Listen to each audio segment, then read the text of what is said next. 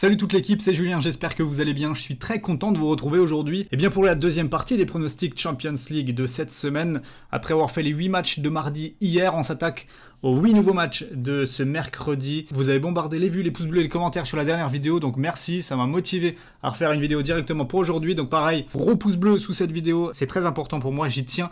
Et dites-moi dans les commentaires vos 8 scores pour tous les matchs que vous voyez à l'écran. Je vais faire de même tout de suite, mais avant ça, je vous conseille vivement de rejoindre mon groupe Telegram, il est 100% gratuit, le lien se trouve dans la description. J'ai envoyé une mise à plus de 1000 € ce soir pour la Ligue des Champions. Donc je vous laisse aller voir quelle folie j'ai fait, sur quel match. C'est gratuit, ça vous coûte rien. Le lien du Telegram, il est dans la description. Allez, on commence à 18h55 avec une rencontre opposant le Zénith à la Lazio. C'est le dernier qui accueille le premier du groupe. 4 points pour la Lazio, 0 pour les Russes qui ont du mal clairement cette saison, qui sont pas franchement convaincants et qui vont évoluer face à une Lazio qui a des absents, qui a des cotes élevées. Encore une cote très élevée, au-dessus de 3 il me semble pour ce match face au Zénith. C'était la même chose la semaine dernière face à Bruges, puisque oui, les absents en tête d'affiche Immobilier évidemment. Mais pour le coup, c'est pas forcément quelque chose qui les a dérangés. Ils sont allés faire un match nul plutôt probant face à Bruges la semaine dernière. Ils ont gagné 4-3 le week-end dernier contre le Torino. Donc voilà, pas de quoi non plus rétrécir les ardeurs offensives de cette équipe. Donc moi personnellement, je les vois à nouveau aller chercher un bon point à l'extérieur, un partout, un résultat plutôt favorable aux Italiens. Başakşehir contre Manchester United maintenant. Alors je m'attends à un petit match, je vais pas vous mentir, le niveau de l'Istanbul Başakşehir ne me transcende pas, très loin de là. Voilà, c'est un champion de Turquie qui a du mal avec sa saison de transition, version Ligue des Champions. Aucun but marqué contre Leipzig, aucun but marqué contre le Paris Saint-Germain, et j'ai envie de dire aucun but marqué non plus contre Manchester. Victoire 1-0 des hommes de Solskjaer à l'extérieur qui risque peut-être de faire tourner un petit peu. Manchester est dans une position extrêmement favorable avec 6 points de match en ayant affronté Leipzig et le Paris Saint-Germain à l'extérieur. Tout ça les place dans une excellente situation parce que s'ils font le boulot contre Başakşehir aller-retour, il n'y a même plus de suspense pour la suite, sachant que Leipzig et Paris vont se déchirer en aller-retour, pareil, avec beaucoup d'absents de part et d'autre. Ça va laisser des plumes, c'est sûr et certain. Donc United fait une excellente opération pour le moment dans ce groupe-là.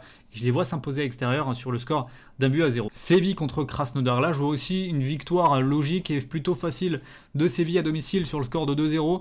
Alors ils ont un petit peu du mal, les Sévillans. J'ai l'impression qu'il y a des limites énergétiques dans cette équipe qui a du mal à enchaîner durant les 3 jours. C'est compliqué, très très compliqué. Les matchs de week-end en championnat, la Ligue des Champions leur prend beaucoup d'énergie. Ils ont fait un excellent match la semaine dernière contre Rennes. Il n'y a eu que 1-0, mais dans le contenu, c'était franchement très convaincant de la part de Séville, qui s'est incliné à la surprise générale face à Bilbao le week-end dernier, qui avait mis en plus son équipe type. Je pense que là, à domicile face à Krasnodar, il y a encore besoin de se rassurer, il y a encore besoin de prendre des points avant de se déplacer en Russie et en profitant d'une équipe de Krasnodar toujours diminuée par pas mal d'absents. Je dirais une victoire donc 2-0 de Séville dans ce match-là, sans trop forcer. Dans le même thème, sans trop forcer, je pense que Chelsea va disposer malheureusement du Stade Rennais sur le score de 3-0. À la Rennes, on a vu que c'était extrêmement compliqué sur la pelouse de Séville. Ils n'ont pas vu le ballon clairement. Il manque en plus de ça Camavinga, et Chelsea a une réserve de joueurs assez incroyable. Ils vont pouvoir même faire tourner quelques joueurs pour pouvoir être frais sur ce match-là.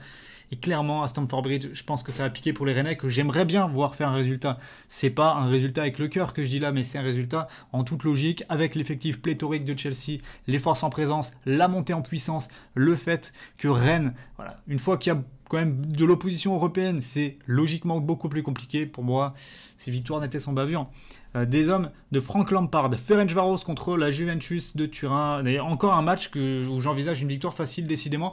Aujourd'hui, je trouve que les rencontres sont plutôt faciles à pronostiquer. Alors c'est généralement dans ces situations-là que c'est le plus piégeux. On va voir ce que ça donnera demain mercredi soir au moment des résultats. Mais en tout cas, je vois une victoire 3-1 de la Juve, voilà, qui se reprend bien. Le retour de Cristiano Ronaldo le week-end dernier a été couronné de succès puisqu'il a mis un doublé.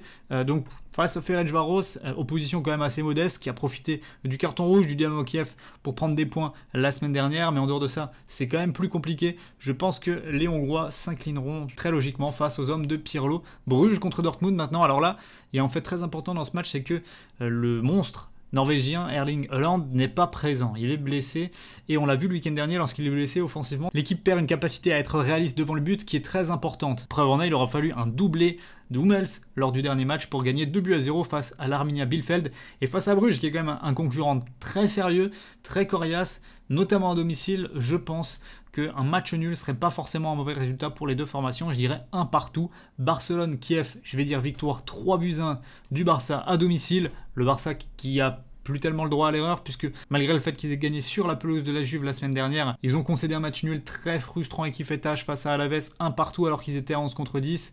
Ils n'ont pas le choix, il faut qu'ils enchaînent des résultats positifs, qu'ils fassent une série, sinon ça va être compliqué. Et c'est logique puisque tu t'appelles le FC Barcelone, donc à domicile face au Dynamo Kiev, il n'y a pas le choix. Il faut que ce soit une victoire probante, 3-1. On termine ces 8 matchs par peut-être le plus important, du moins en France, Leipzig contre le Paris Saint-Germain, match qui peut mettre en difficulté l'équipe qui va le perdre très clairement, puisque je vous expliquais la situation de Manchester United extrêmement favorable. C'est tout le contraire pour Leipzig et le Paris Saint-Germain, qui vont semble-t-il se disputer la 2e et la 3e place. Leipzig vient de perdre 5-0 sur la pelouse de United. Attention, ils ont perdu encore 1-0 contre Mönchengladbach le week-end dernier en championnat. Ils sont sur une pente glissante, Leipzig, qui n'est pas franchement encourageante. On va voir comment ils vont pouvoir réagir. Ils ont quand même moins d'absents que le Paris Saint-Germain. Neymar, Mbappé notamment ne seront pas là. Et lorsque tes deux génies créatifs offensifs ne sont pas présents, allez, un des deux, j'aurais dit ça passe. Les deux absents, ça me semble quand même très très compliqué, notamment Kylian Mbappé.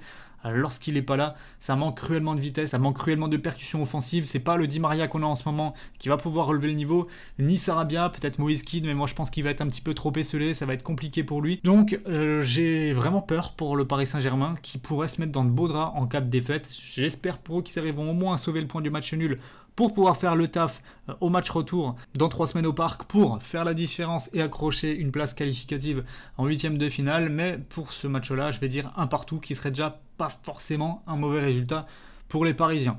Voilà donc mes 8 scores pour chaque match. Je vais vous donner mes bons coups à tenter paris sportifs maintenant et ça va être à la différence des dernières semaines un petit combiné avec une cote à 3 intéressante. Séville bas Krasnodar plus Chelsea bas Rennes plus nul ou Leipzig face au Paris Saint-Germain. La cote totale est de 3,02 pour ces 3 matchs-là. Ça me semble intéressant par rapport aux analyses que je vous ai faites de ces 3 rencontres. Voilà, c'était tout pour aujourd'hui. N'oubliez pas le pouce bleu si vous êtes encore là et que vous ne l'avez toujours pas mis. Nous, on se retrouve jeudi pour la Ligue 1 du week-end en espérant que tous les matchs vont pouvoir se jouer. Je vous souhaite à toutes et à tous une très belle soirée. Profitez bien de la Champions League. Ciao, ciao.